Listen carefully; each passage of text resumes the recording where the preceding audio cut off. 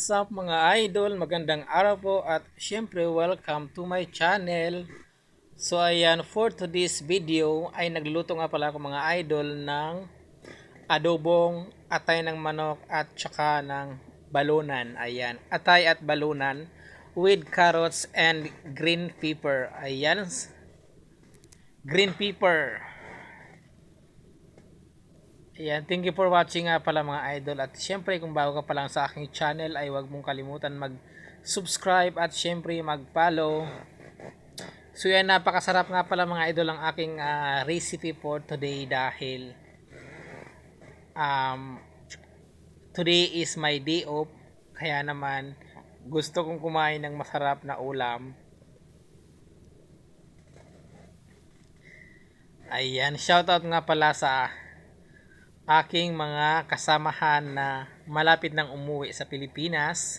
At syempre good luck din sa akin dahil ilang tulog na lang ay makakakain na rin ako ng lechon sa wakas. Ayan, sa loob ng 2 years ay makakakain na rin ako ng lechon na aking paborito. At syempre yung mga sugpo, mga seafoods, isa po yan sa mga favorite ko. Kaya naman ay nai-excite talaga akong umuwi ng Pilipinas para makain ko yung aking mga favorite na mga food. At syempre yan mga idol, gusto ko nga pala pag nagluto ako ng ganitong ulam ay patuyo kasi mas masarap pagtuyo yung ating ulam at malasa. Ayan, thank you for watching mga idol. Ayan, shout out sa inyo lahat at syempre maraming salamat sa mga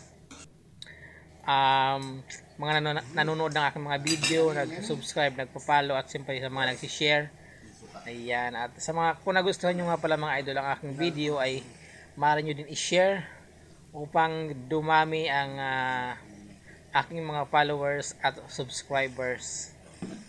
Ayan, luto na nga pala mga idol ang aking recipe. Kaya naman thank you talaga sa inyong panonood ng aking video. Ayan, tuyong-tuyo na po siya. At syempre mas masarap pag tuyo yung ating ulam. Ayan, bye bye guys and God bless.